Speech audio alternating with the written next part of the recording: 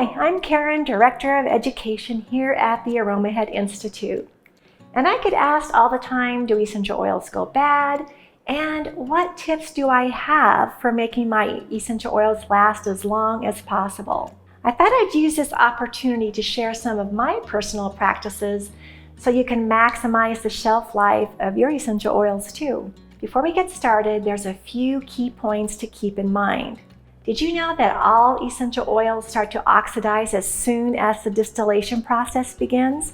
And this is totally normal. Some oils oxidize faster than others depending on what chemical components they contain. You can slow down oxidation and maximize the shelf life of your essential oils based on how you buy and store them.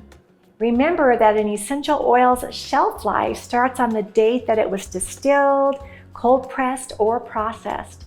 When you buy an oil, it's important to pay attention to when it was processed as well as its typical shelf life.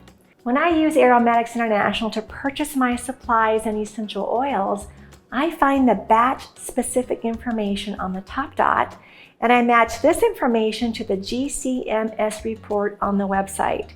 From here, I'm able to determine the shelf life of this particular batch of oil. This way, you know how to store your essential oils so that you can directly impact how long they'll last. There are 3 contributing factors to the oxidation of essential oils: heat, light, and oxygen.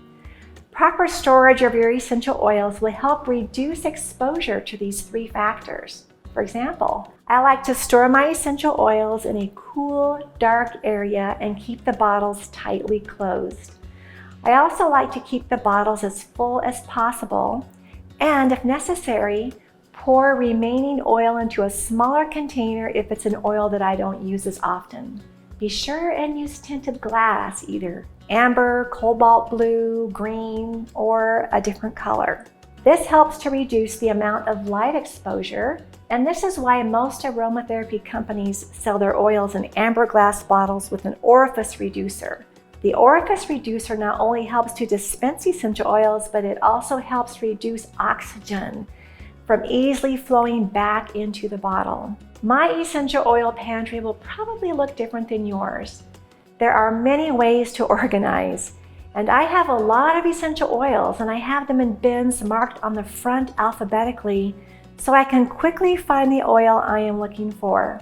To maximize the shelf life of my citrus oils that happen to have the shortest shelf life of perhaps 1 to 2 years, I store them in a special bin I keep in my refrigerator.